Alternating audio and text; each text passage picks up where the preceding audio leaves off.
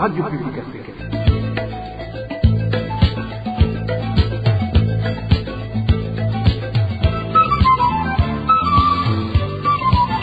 Radio Publique Africaine.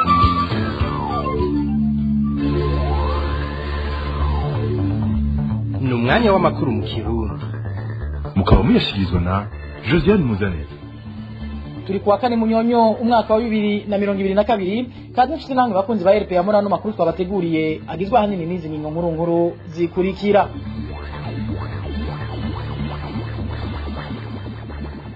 Umushikiranganje w'ubutunga nahamagarirwa kuja umutima menyo akarekura abapfungwa b'inzira karengane hamwe nabo bose bakivundiye mu busho kandi barahejeje iminyororo baciriwe. Murano makuru muraza kumva ico urongo yishira hamwe foko dashikiriza ahavuga ko rwandiko ruherutse gushikirizwa n'uyo mutegetsi bugaragaza nguvu nke afise. Murano makuru turaza no kubumvisha ivy'amasendika Kosibo na CSB basaba leta kugira abakozi bashobore guhangana n'ibibazo by'ubukene barimwo. Twongere tubashikiriza amakenga bamwe mu basirikare begeranirijwe hamwe ngo barungikwe mu butumwa bugarukana amahoro batinya gushobora kurungikwa mu kinyegero mu gihugu ca Kongo. Nayo nkuko bisanzwe ku minsi yose ya gatanu igice ca kabiri cano makuru cahariwe ikiganiro c'ibidukikije. Uyu munsi tukaza kubayagira ku bijanye n'ingaruka mbi ziterwa n'ihinguriro ry'isima buseko yaba ku magara y'abantu canke ku bidukikije n'ayandi. Ni mukanya isase ndabaramutse nongere ndabahe n'ikaze mwidonito.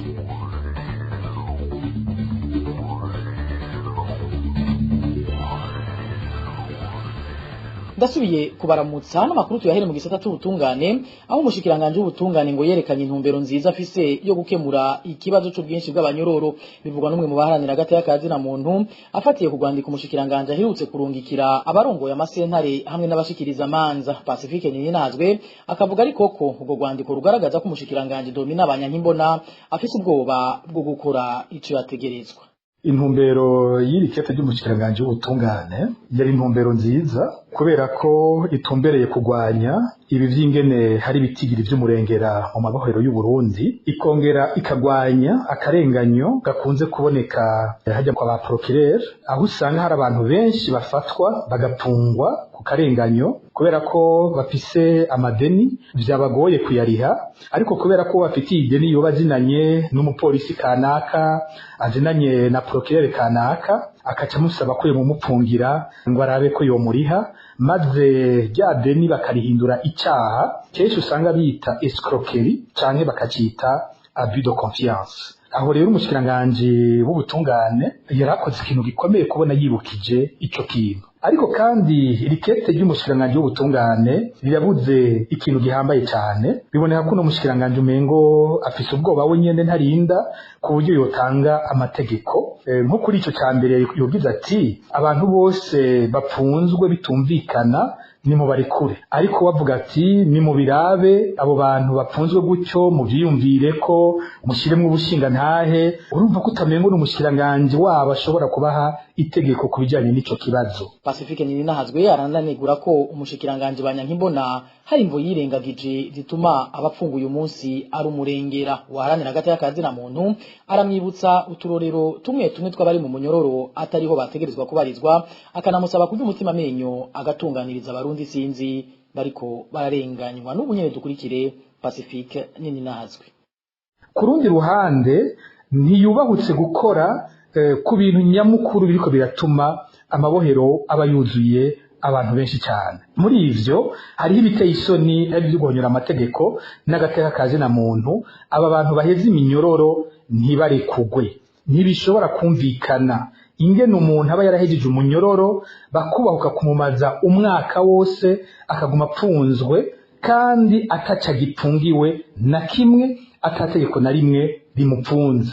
Ahantu utanga akarorero, Colonel Dieudonné Dushimagize batazira Gangi yarangije umunyororo wiwe mu kwezi kwa11 mu 2021, ariko aracari mu ibohero ryahari ibubanza.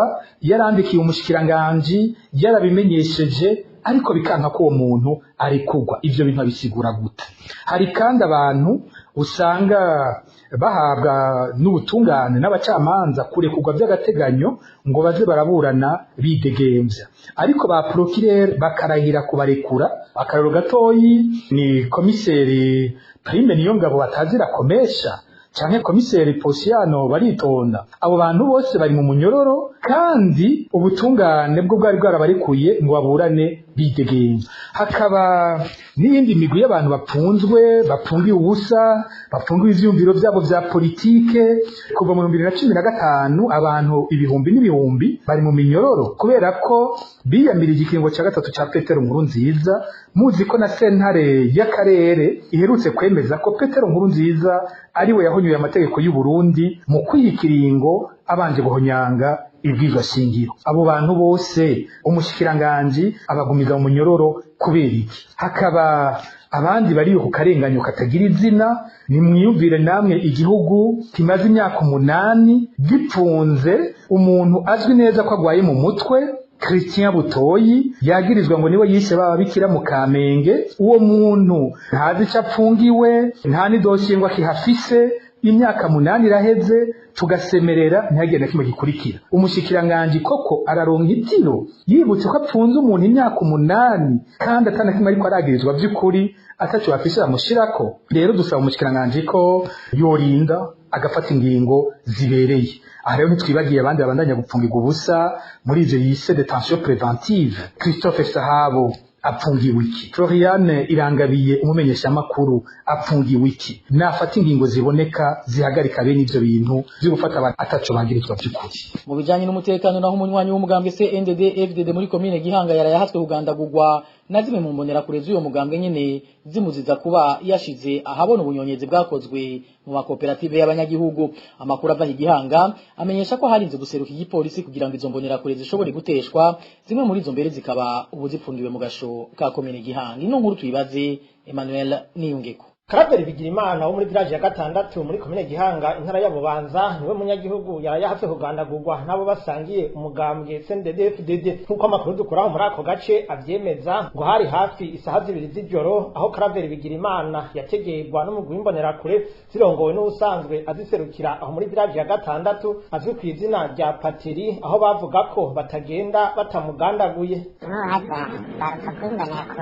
Zirongowe n'uwitwa Pateri amatumba batanga gukikuza n'akuboko witwa Bigirimana Kave bashitse abane amabuye, abandi imbugita, abandi izo nkoro za Mugobore bavuga yuko bategerezwa kuvaho bamwishe. Niho rero byawugesera bagatangura gutera amabuye rwose kuri iyo nzu. Umukuru wa segiteri yahavuye ahashika, ariko nawe nyene ngo yararengewe araheza yitabaza umukuru wa zone hamwe n'ubujejwe igipolisi muri komine Gihanga babona kurokora ubuzima bwa Karaveri. Nk'uko isoko ryacu aho muri ako gace ribandanya ribimenyesha, Karaveri Bigirimana ngo yoba ariko azira ubwira yagize bwo gushira habona amanyanga bera mu makoperative yaho. Tubajije ico baziza Salvatore bamuziza ko yoba ari umwe mu bantu bagerageje kwerekana amanyanga canke ubusuma bwagiye burabera mu bibanda canke se mu makoperative ngahaye ya village ya 6. Akaba ari naho havuye ico cuka kubera ko izo mbonerakure uwo Pateri yashyizweho n'uwitwa Kiza nawe akaba ari umwe mu bahora barongoye ivyo bibanda. Ubu nyita tuvugana akaba amaze indwi irenga gato afungiwe Bubanza bivanye n'aya madosiye y'aya makoperative yagize ubusu. Zimwe mu mbonerakure zahaswe kugandagura uyu munyagihugu ziramaze guhagarikwa zikaba zifungiwe mu gasho ka komine Gihanga. Abo nabo imbonerakure yitwa Rishari yo kwibarabara rya 6, uwo bita Ndayi avaho bita mu Kigera, uwitwa Bukuru Elvis aba kwibarabara rya 2 hamwe n'uwitwa Thierry Ntakirutimana batazira ntaki aba kwibarabara rya 5. Abandi bashoboye kumenyekana n'uwitwa Niragira hamwe na Kurubada bose bo kwibarabara rya 5. Muri kino gihe abanyagihugu muri village ya 6 aho muri komine Gihanga basaba ababijejwe guhana hamwe no gusubiza ku murongo ugo gwaruka rw'imbonerakure ibara ritaragwa. Emmanuel Niyunge. Kandi imbonerakure zahatwe kugandagura umuntu ni muri komine Muhuta y'intara ya Rumonge aho zakubaguye umutama aba ku mutumba Rutunga hari kuri wa 3 muri zone ya Gitaza. Mu gihe zamwagirije uburozi, abajyango be n'ababanyi bavyamirira kure bakavuga ahubwo ko atakinda ari karazira atari uko yanse kwinjira mu mugambwe uri ku butegetsi CNDD-FDD. Hido nido na Onezime dushimagize. Haganzimana Selemani niyo mazina y'uwo muhumure ku mutumba Rutunga zone Gitaza muri komine Muhuta yasinzikarije ubuzima n'imbonerakure. Amakuru ava kuri uwo mutumba avuga ko Selemani yafashwe bunyuruzwe n'umugwi w'imbonerakure zamukuye ku rugiwe ku munsi wa 3 zumarana ijoro ryose zimusinzikariza ubuzima. aho zikaba zamwagiriza ko ari umurozi nk'uko umwe mu banyagihugu baho abitwiganira. Senga ku mabano bamukubisiye barakubise basigara intere, urumva ari intere umva rero bamwagiriza ibintu bijanye ngo n'uburozi. Abo mu muryango wa Haganzimana Selemani bavuga ko uburozi bamwagiriza ari imentanya ngo ko bazira vya politike. Bamwe muri izo mbonerakure zamusinzikarije ubuzima ni uwitwa Ferdinand Batazira Dogo, Nibitanga Sebastien umukuru w'agacimbiri, uwitwa Dansira hamwe n'uwo Batazira Deva. Abo nibo bashoboye guhagarikwa barapfungwa, abandi bakoranye ico caha bakaba bakiriko barondegwa. Bavuga ko Mutama Selemani yatangiye gutotezwa inyuma y'amatora y'umwaka w'2015, abo mu mugambo uri ku butegetsi babonye ko amajwi baronse atariyo bari biteze. Umuhungu wa Selemani ari mu base kwinjira mu mugambo uri ku butegetsi CNDD-FDD. Ico gihe yarafashwe arapfungwa, ariko ubutungane buramurekura inyuma y'imyaka 2 bubonye ko atakimwagira. Naho uwo muhungu wa Selemani yambitse izera n'ubutungane, ntivyabujije ko imbonerakure zo muri ako gace zibandanya kumutoteza, ku buryo havuye akura ameza arahunga igihugu atinya kugandagurwa nk'uko umunyagihugu abandanya bitwiganira. Yari yafunzwe afite ivyiyumviro vya politiki muri CNL, aho muri 2015 hatorwa amajwi ku mutumba basanga bari hejuru y'abandi, aho CNDD-FDD itari yarose ikibanza gihagije ku mutumba no mu gace bari baherereyemo. Rero kubera ko uwo muntu yari yafunzwe yari umusenere batanguye gutoteza se, abo yunze nawe bose basaka kwicwa, abaticwa nabo barangaye. Haganzimana Selemani ahagwariye muri kino gihe ngo ni kiruruma.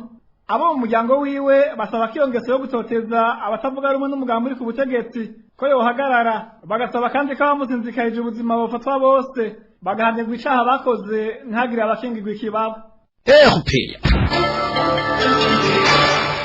Nena babwiye mu ntango zano makuru amahuriro y'amasendika Kosibu na CSB asaba leta y'u Burundi gufata ingingo zotuma ibiciro by'ibidandazwa byankenerwa bitabandanya kuduga ku rugero rwo hejuru mu gihe amikoro y'abakozi yoyo atiyongera. Kubgayo mahuriro y'amasendika leta ngo yari ikwiye gukora ibishoboka kugira ngo agahembo k'abakozi kisununure. Kurikira Celestin Savyimana arongoye ihuriro ry'amasendika Kosibu. Uhereye ku bintu byo gufungura umuceri, ibiharage, bori byose biguma biduga kandi ari ibintu abantu benshi bafungura nibagiwe n'ibinyobwa vya Brarudi urana byo nyene biguma biduga ko leta yogerageza ikaraba ikagerageza nk'uko yagerageje ku by'isukari hamwe n'imwe yitanga ishimiki ikaraba ingene ibyo biciro bitobandanya biduga. Ikindi naco rero murabona dusaba caka ubuzima bw'abazimvye bwose, imishahara ntigikwiye no kubaho kw'abanyagihugu ntigukwiye kubera uburyo buke cyane uhereye ku mishahara kubora ko imishahara yo kwisunurira gatoye uravye ingene ibiciro biguma biduga n'ingene ifaranga ryacu rita agaciro. Urabona hariho ibyo bita umushahara mutoya uba ari we wese aba ari muri iki gihugu cacu, birabaho no mu bindi bihugu babyita SMIC, salaire minimum interprofessionnel garanti. Urabona nk'ubu umuntu wese akora mu gihugu yatangurira ku mahera 180 ku munsi, iyo tegeko ryayavuga nige mu 1988. Ubwo twere rumba twarasabye ko babiduza kandi tubikorana bose nk'abakoresha barasabye ko byoduga kubera ibintu byarahindutse hafi imyaka 30 n'iyindi ubutunzi bwarahindutse arisunuye ayo mahera ntaco bakimaze. Lino jwi rya Celestin Savyimana arongoye ihuriro ry'amasendika Kosibu tukaba turikesha bagenzi bacu ba Radio Bonesha FM. Bamwe mu basirikare bo mu karere ka kabiri ka gisirikare bavuga ko bafise amakenga ku buzima bwabo mu gihe bariko begeranirizwa ahantu hamwe ngo barungikwe mu bikorwa byo kugarukana amahoro. Bavuga ko batatahura igituma ababatwara bagize ibanga aho bagiye kurungikwa kandi bene ivyo bikorwa biraba akarere kose, bakibaza ko leta yo bifise intumbero yo kubarungika mu kinyegero mu gihugu ca Kongo kugira ngo imiryango yabo ntibice nikanda bizogira ikibaza ari hamwe bitabiye Imana iyo barungitswe gukorera, ari naco gituma basaba umuco imbere yuko barungikwa. Umvirize umwe muri abo basirikare bo mu karere ka kabiri yaganiriye na Radio RPA.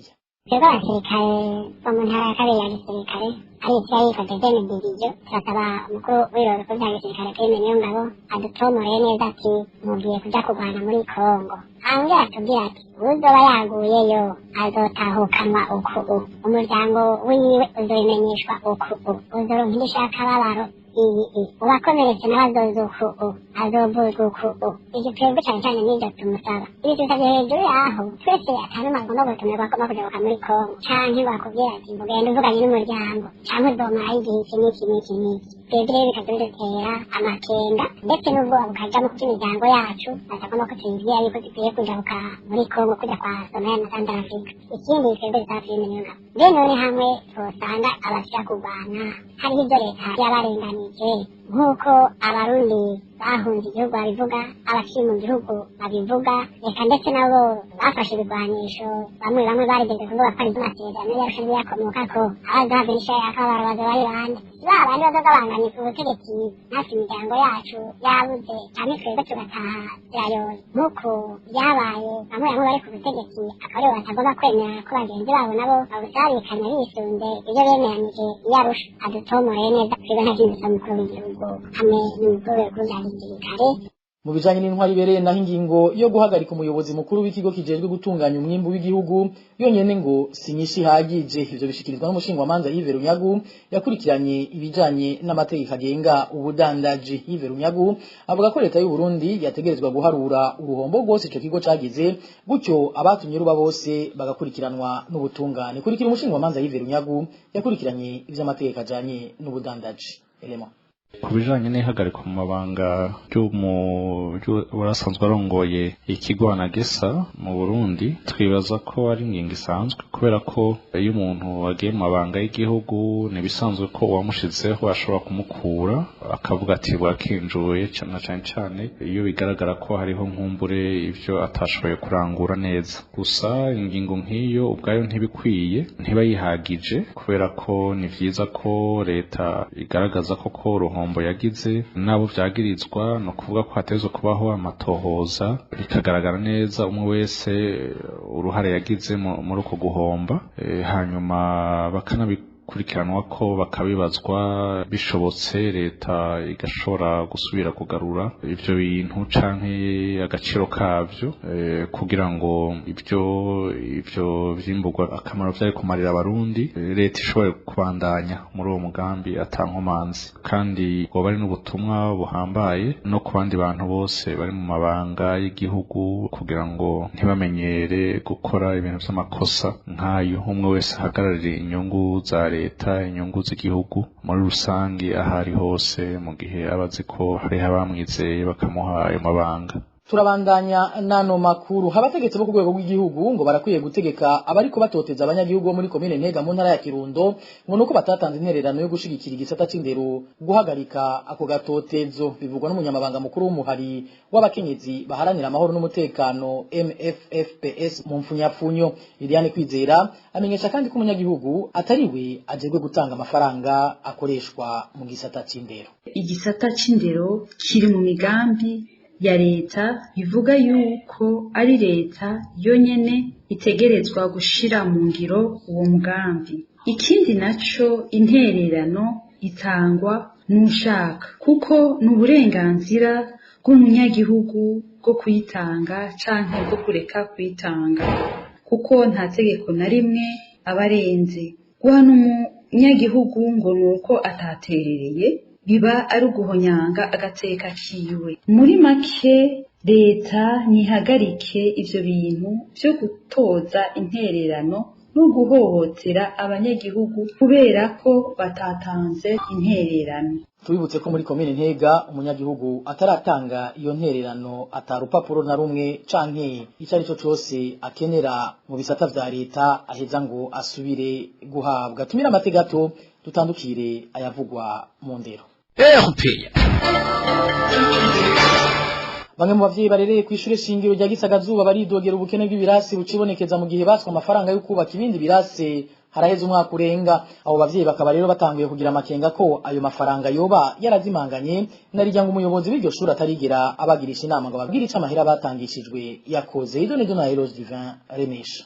Amahera 2000 niyo yatswe buri muvyeyi arereye kw'ishure nshingiro rya Gisagazuba muri komine Burambi intara ya Rumonge nk'intererano yo kubakisha ibirasi bibiri vy'amashure nk'uko bivugwa na bamwe mu bavyeyi. Bavuga kandi ko ayo mahera babwiwe kuyatanga mu nama yagirishijwe n'umuyobozi w'iryo shure niyo ndavyi Boniface uyo muyobozi w'ishure ngo akaba yari yabwiye abavyeyi ko ivyo birasi vyari guca bitangura kubakwa mu kiruhuko co muci ibitigeze bikorwa nk'uko vyiganwa n'uyu muvyeyi. Mu kwa gatatu ko mu mwaka uheze niho inama yagirisha inama y'abavyeyi bose abasigurira yuko botanga amahera kugira ngo bubake amashuri abana boye kuza saa sita apeniti. Ntibatangisha ku munyeshuri, batangisha ku muvyeyi.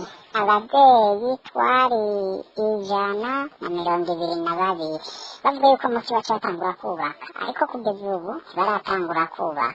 Inama z'abavyeyi ntazagirisha. Abo bavyeyi bamenyesha ko bafise amakenga kwayo mahera yoba yarazimanganye bafatiye ku kungene umwigisha yari yatowe mu nama y'abavyeyi bose ngo yegeranye ubwo buryo yaciye ahindurwa n'uyo muyobozi Niyondavyi Boniface amusubiriza mushiki we asanzwe na wenyene yigisha kw'ishure nshingiro rya Gisagazuba, ari nako basaba umuco kuca amahera batanze yakoreshejwe nari ikibazo c'ikena ry'ibirasi babwiwe ko azokemura n'ubu kicibonekeza. Uruganda rwa RPA rwahamagaye kuri telefone umuyobozi Niyondavyi Boniface kugira twumve ica bivuga ko yatwishuye ko amahera yatojwe yagiye mu minwe ya komite nshingwashure kandi ko hariho ayo yakoresheje mu kugura ibikoresho bimwe bimwe vyari bikenye nk'ibitabu. Ivyo abavyeyi babona nk'amanyanga ku ruhande rwabo narijya ico yari yasabiwe atari ico yahavuye anakozwa. Twanagerageje kurondera umuyobozi w'indero muri komine ya Burambi bayikorera Abias nawe ngo twumve ico avuga ku bivugwa n'abavyeyi hamwe n'uyo muyobozi, ariko telefone yiwe yahamagara akabura uwitaba.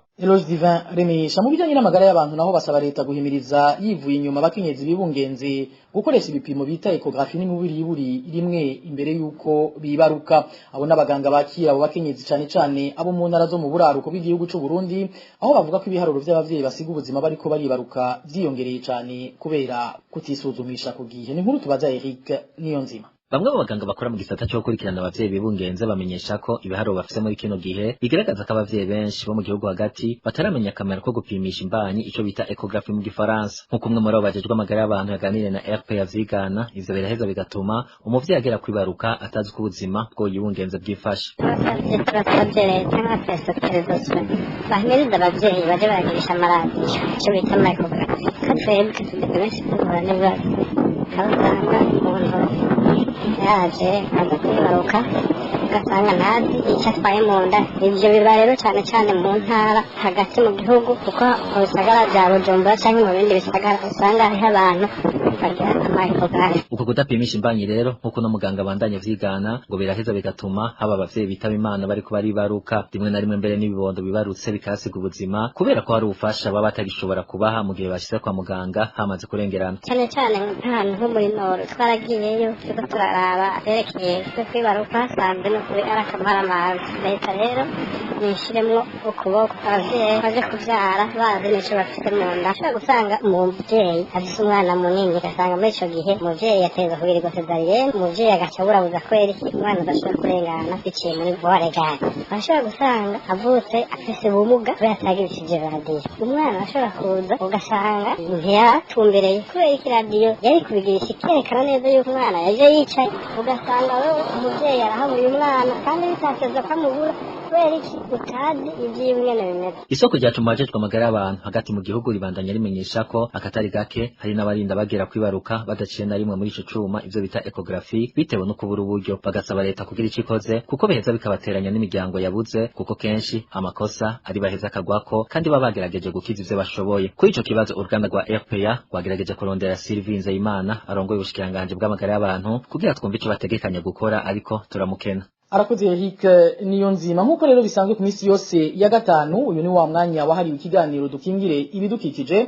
Uyu munsi tukaba yagira ku ngaruka z'imyuka mibi iva mu ihinguriro Buseko byaba ku buzima bw'abantu baba mu micungararo yaho canke ubw'ibidukikije. Kino kiganiro mwagiteguriwe na Ines Gakiza.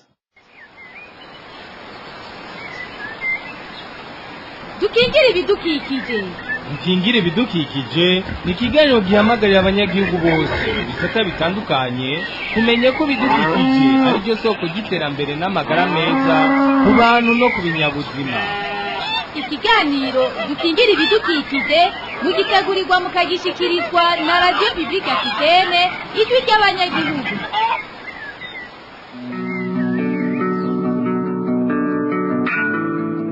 Mwiriwe neza inshuti bakunzi b'ikiganiro dukingira ibidukikije. Ikiganiro mwama mukurikira kuri RPI imisi yose ya gatanu.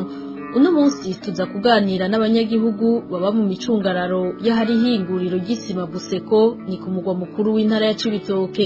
Ibikorwa by'iryo hinguriro bikaba bibangamiye ubuzima bw'abo banyagihugu. Mu myaka irenga 10 Buseko imaze ikorera hagati mu mihana y'abanyagihugu, baratubwira ingorane bamaze kugira hamwe n'ico basaba. Muri kino kiganiro murakurikira n'uburongoye ikigo BBN kijejwe gusuzuma kw'ibidandaza bikwije ubuziranenge. Ico avuga kuri iryo hinguriro, ihinguriro abategetsi batari bake bamaze kuvuga ko rikwiye kwimugwa ariko ntibishigwe mu ngiro. Kuri mikro muri kumwe na Ines Gakiza, kaze.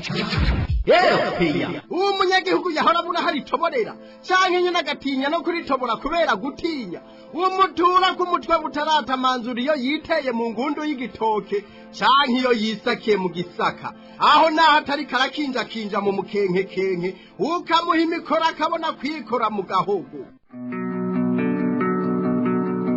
Imbere yuko dutangura kino kiganiro, reka tubanze twumviriza abanyagihugu begereye ihinguriro ry'isima Buseko ku mugwa mukuru w'intara ya Cibitoke. Bavuga ko atagikozwe vuba mu minsi iza ngo nta muntu n'umwe azoba akiriho biturutse ku vyuka bibi biri mu bumara biva muri iryo hinguriro bikinjira mu byo bafungura n'ivyo banywa. Isima ya Buseko iratwinjira mu nkono n'umuntu. Murabona ngaha mu masahani y'imeze iyi sima yose murabibona, iyi sima ahatubagira isuku mugabo ntibikunda. Duhanagura gatatu munsi mugabo urabona ko ibandanya bibandanse twaraheze. Hatwebwe rero nk'abamama no mu cyumba ntibikunda ko dutegura icyumba nk'uko biba bikwiye. Bishaka umuntu ategura icyumba agiye kuryama kuko ugize urasasa ubwo nyene bica biza bigahoma ku mashuka. Barapfuye tugenda abana bafise inkorora zidahera, na jewe ndatamura bikarenga urugero. Ibi byose ni sima, aha birahurira bingene bimeze, ibi byose ni sima indani urabona ingene bimeze. Bakaba leta mbere mpuzi barabingene ngo tugaruke abantu muri bafite ikibazo cyane, ikibazo kirenze. Murumvise ubuzima abanyagihugu begereye iryo hinguriro babayemwo. Iryo hinguriro Buseko rero imaze imyaka irenga 10 rikorera muri iyo ntara ya Cibitoke, rikorera hagati mu mihana y'abanyagihugu kandi ngo ritera ryiyagura. Buseko imaze imyaka 12, no kuvuga no guhera mu 2010 ukageza mu 2022 mwaka turimo. Cyane cyo kiringo tubona imaze gusa yatanguye ari akayizine gatoya bari muri faze ya ese, mu nyuma aho mu 2010 kugeza 12 mu nyuma niho yaza kwagura ibikorwa byayo, ikigira icyo bita extension d'origine, igira kiya complexe mubona kirimo n'amakonkasere kandi n'ibindi babandanya bubaka. Ikirere kiri hagati y'aho ikorera n'imihana y'abantu mu by'ukuri nta kirere gihari tuvuga ko kiri hagati y'aho ikorera n'abantu, ahubwo tuvuga yuko ibana n'abantu kuko ni mu nzu n'iyindi. Buseko iri mu nzu n'iyindi, ni ukuvuga yuko aho ikorera mu bantu hagati, ikikujwe n'abantu ndetse korotire yayo ihana karimbi na korotire z'abantu. Ni ukuvuga ngo ni nk'uko abantu babana bahana imbibe, urupangu rugafatana n'urundi, n'umubanyi nyene nk'uko wosimba urupangu ugakorokera mu rupangu rwa mugenzi wawe, uko na Buseko bimeze. Uvuye mu rupangu rw'umuntu ushikira mu rupangu rwayo. Ibikorwa vy'iryo hinguriro Buseko ngo bimaze gutera indwara atari nke abanyagihugu baho kubera ubumara bukoreshwa mu guhingura isima. Hejuru y'ivyo n'inzu ngo zirabomoka, urwamo rw'ibimashine bakoresha nago nyene ngo ntiruborohereje. Nk'akarorero ku kijyanye n'ivumbi y'isima n'ayandi maproduit chimique bavanga muri iyo sima, kuko abantu bavuga ngo ivumbi y'isima muga ntibaba babivuze neza. Ni urukwegapwegane rw'amaproduit chimique, novuga ibintu by'ubumara bitandukanye. Abahinga baragerageje kuvyiga ko bakije mu laboratoire atandukanye, ndetse abahinga batandukanye barashoboye kubona neza ibyo no kwita ubumara butandukanye bukoresha kugira ngo bishike kuri iyo sima. Ari nacyo gituma ntitwovuga gusa ko ari ivumbi, ahubwo iraduteje ubumara butandukanye aribwo buriko nabuzana ingorane ku magara yacu. Ubwo bumara rero uravye amagwara tumaze kurwara, ubumuga, bamwe mwaragiye muvyumva aho bakozurewe n'ibipimo mu mahopito atandukanye, bagiye bagwa indwara zo mu mahemero, mu mahaha, maladie cardiovasculaire, harabaye nka za bronchite, za asthme, harabaye indwara zo gukorora, harabaye ikintu bita amakanseri pulmonaire mu mahaha, harabaye no mu malemodotete kumeneka umutwe bikigahera, harabayeho harabamenetse amaso, baranagwara gushikaho amaso bayopera birakomera, kuko nyavumbi imisenyi n'amabuye bikuguye mu jisho bica bitoboka. Harabaye abashobora kugira icyo bita perforation de la cornée d'oreille, perforation mva amaso agatoboka, byarabayeho turabafise. Harabaye amakado grossesse ndabaye bikoroka, harabaye n'abana bavutse batakwije ibisabwa, batameze neza, bafite amagara meza.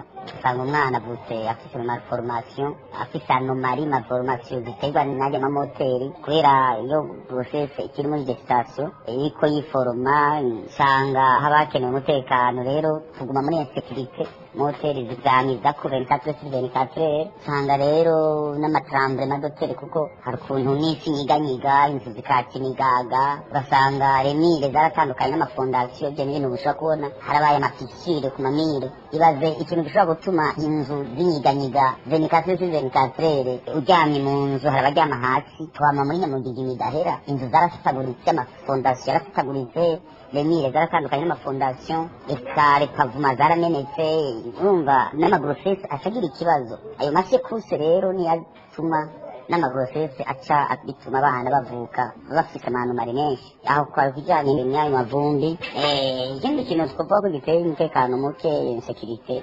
rw'amamoteri ni rwinshi, kuko ndababwije kuri bazakirije rimwe no kuryama ntitwonajyama, baza barata zimwe ku murango, izindi bakazata mw'ijoro, ni kubera ko nabo nyene batinya yuko na administration ca yareretse ubwo nyene. Zimwe bazata ku murango izoroshe, taboroga cane, ziri supportable, ariko hariho izindi bata mw'ijoro. Aho rero mw'ijoro niho dupfa nyagupfa, atanudutabara. Ama basuma nabo bagaca bayikika mu kiza, batubogera uko bishakiye, kuko barakumenyera ko inzu ntushobora kumva ikintu na kimwe. Niyo insécurité twibereyemwo, ntituruhuka, mwaka urahera 24/24, bakomeresha kwa Mungu, nta gahenge dufise.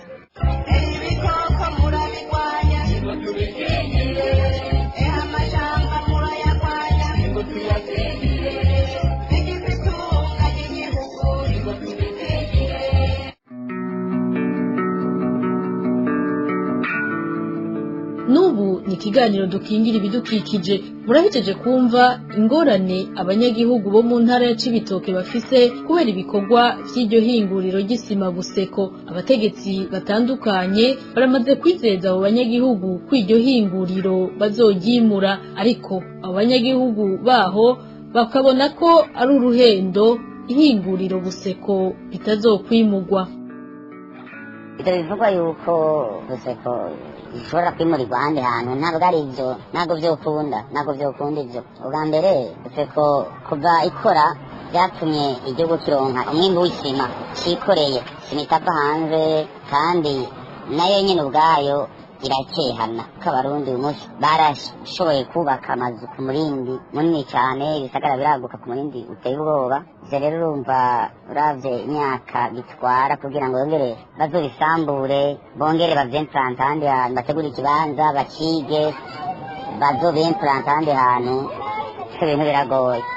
Ibintu biragoye cane, vyoca bituma igihugu kibura isima, kandi bizana ingaruka mbi nk'uko tumaze igihe mu nduru y'ibitoro. Ubu naho twova mu bitoro tukaja mu isima, ahubwo niyo ikora irakehana ikaba nkeya. Mbega bayihagaritse nabo, uravye imifuko ikora ku munsi n'ubundi irakehana, mbega bayihagaritse imyaka ingahe nabo. kuko kuyijyana ahandi ikintu uteruye ugahita utereka ahandi ubuzima bugakomeza ni ikintu uba usambuye ugadusaba kubaka utanga amakori afasha abarundi afasha igihugu byose bizaba bihagaze itanga umwimbu w'isima dukeneye n'ibindi hari abantu badandaza isima hari abantu itunze hari abarundi benshi babeshejeho n'ubwo rudandazwa bose ubuzima buca buhagarara rero ntabwo ubuzima bw'igihugu bwohagarara kubera imihana itarenga imihana amajana angahe ahubwo twebwe tuvuga duti nihabeho ingingo zari zafashwe mu manama yabaye mu 2018 na 2019 yuko bimura abantu bayegereye hanyuma bigakunda nayo igaca ihindura n'ubuhinga bigakundika abana n'abantu kuko no mu bindi bihugu irabana n'abantu mu Rwanda irabana n'abantu za Kenya n'ahandi rero nibaza yuko ngaha mu Burundi ho nyine byananirana ahubwo ntihabeho ishaka kandi habeho no kuyaga bahuza twe ku ruhande rwacu abenegihugu twagorewe ntabwo ari dufise n'ubu kumvikana na leta twebwe ntizogaba na gatoya ubwo ntabwo turi turagwanya buseko oya twe turagwanira amagara yacu gusa nayo ibindi ataba amagara yacu ariko arahonera twe nta ngorane n'imwe nitwa twanse kubana nayo n'ukuri n'umubanyi nta muntu yanka kubana n'ubundi twemera kubana nayo ariko nitworohereze idukorere ibyo kora ibishoboka twe turasaba hanyuma ibindi navyo bihindure biringanize natubane neza nta kibazo. Abanyagihugu basaba rero leta y'u Burundi kubahagararira abanyagihugu bimugwe hakurikijwe amategeko gutyo ubuzima bwabo burokogwe bitagenze uko naho leta ngo itegeke abarongoye buseko kurondera uburyo bugezweho bwo gukora butotuma umunyagihugu abangamirwa. Leta icyo tuyisaba ni uko yotubera umuvyeyi nk'uko ari leta mvyeyi leta nkozi ikagerageza ikaja hagati y'umuvyeyi nyene nk'uko turi abenegihugu bayo ikadutabara kubera yuko ya mutumba wose ni w'abakaburi nk'uko biseko ivyivugira nibaza yuko leta izoba itakaje abantu bayo kandi yari yijeje gukingira nibaza yuko nayo nyine ubwayo izoba iciye ku biri n'inshingano zayo kuko harimo no gukingira umwenegihugu ukamuha umutekano mu bwisanzure bwiwe no mu kubaho kwiwe kwa misi yose itegereza gushiramo uruhara rwayo kugira ngo ibone ko umwenegihugu atekaniwe kandi anonokewe mu mibereho yawiwe ya misi yose. Rero nta kuntu twoguma turira dutakamba twatangiye kurira kuva 2014 niyo twatangiye gukoma induru 2016 2018 2019 none ubu tugeze mu 2022 tugiboroga murumva yuko mu by'ukuri hari hageze yuko idutabara kaja hagati namwana n'ikinono buseko yahawe na leta natwe abahaja twahawe na leta kandi buseko itangura gukorera hajya yari bitisi iza kuba buseko mu nyuma bitisi yakora itabi barakaye izine gato ntangorane kari gateje abantu ariko mu nyuma abantu bamaze kuhaba niho yagiye kihinduriramwo izine gisima ariko yari isanzwe ari izine ikora itabi bayikabikira rero imaze guhindurwa igacika izine y'isima ingaruka zaciye ziri ingaruka dusaba rero ko leta yoja hagati ikaba umwarubikire mwiza hanyuma nk'uko buseko isaba yuko yotwimura leta ivugane nayo hama twimugwe neza tudahohotewe hadakoresheje igikenye dusabe ibyo dukeneye buseko ibiduhe hama twimuke neza mu iteka n'itekane nk'uko bibashimira ngo gira huba wubahwe turonka ahandi bishobora kuba kandi twubahirizwe mu burenganzira bw'umwenegihugu mu burenganzira bw'umurundi mu gihugu ciwe hatabaye gutwarwa ku nguvu n'igikenye ku nyungu ya buseko ariko habeho kuraba agateka k'umuntu cy'akazina muntu ariko akurikizwa ivyo bizoba ari vyiza tuzovyemera kuko ntikabona neza ko bitoroshe biragoye mugabo abo bakeya abo bantu begereye cyane bashoboye kubakuraho bakabayirizayo kabaha imizibukiro yabo nk'uko amategeko abivuga batabarenganije batabivye batabahohoteye bakumva ko bahaye icyo bifuza bagenda banezerewe nukuri nta n'umwe atoreka ibikorwa bya buseko bikabandanya hama ikindi cyanyuma no ukongera ko buseko ariko kandi nubwo yobandanya ikora tugasaba leta ko yoyiha amategeko atuma buseko yiringaniza neza ubuhinga bwayikoresha kugira ngo iyi myotsi n'ubumara birungikwa mu kirere ahubwo ibigabanye bironka ahandi ishobora kubyegeraniriza ikoresha ubuhinga bujanye n'igihe ivyo bizogabanya ingaruka no kubazoba bari kure batanayegereye cyane.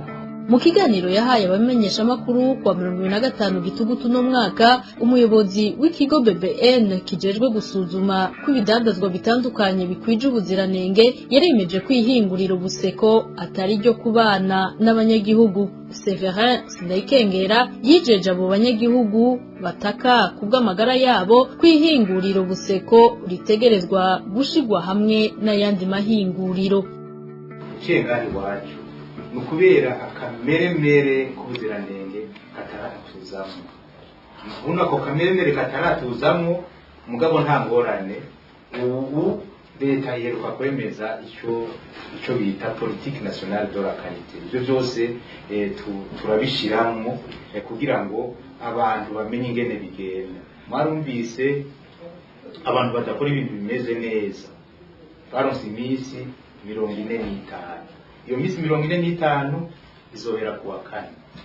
Ubu Ministeri ya Commerce nirimwo abantu turaba ivy'ubuziranenge cyane cyane iki kigo cyacu tugafatikanya n'ubuyobozi bukuru buraba amahinguriro tugafatanya na za sente tugafashanya n'igisata cya senisma muri minisante kuko rya tangazo ribivuga. Ubu n'ubu nje ngaha inama yari bwahere niyo twarimo dufatikanije na administration tugomba ibi bintu bisubire ku murongo. Nibaza yuko ico kibazo cya busekuri kurabaza ituzogenda mu mahinguriro y'indya gusa n'ayandi mahinguriro tuzojamo. Buseko tuzojayo. Buseko ico nokubwira twebwe twize ibintu vy'amahinguriro tuzi ingene bimeze. Nta hinguriro rikora isima rija mu ngo z'abantu. Nibaza ko muri raporo tuzotanga Buseko tuteza kwitangira raporo kugira ngo nayo nyene barabyo bayimurira cyangwa bagire ariko mu bisanzwe bitwigere norme cyane cyane ibintu bijanye na impact environnement. Naha dusozereye kino kiganiro dukingira ibidukikije mwumvise impungenge abanyagihugu mu ntara ya Cibitoke baba mu micungararo ya hari hinguriro ry'isima Buseko bafitiye amagara yabo kubera ibikorwa by'iryo hinguriro. Nico basaba leta kugira uburenganzira bwabo bwubahirizwe n'ubuzima bwabo burokogwe. Bakunzi twateramanye ndabakengurukiye. Shimiye kandi n'abanyagihugu bemeye kuduha kino kiganiro. Inesi Gakizana kibashikirije ndabasezeye ndabifuriza amahoro ayiwanyu. Cyari kiganiro dukingira ibidukikije. Kiganiro mutegurirwa mukagishikirizwa na Radio Publique Africaine ijwi ry'abanyagihugu ku minsi yose ya gatanu.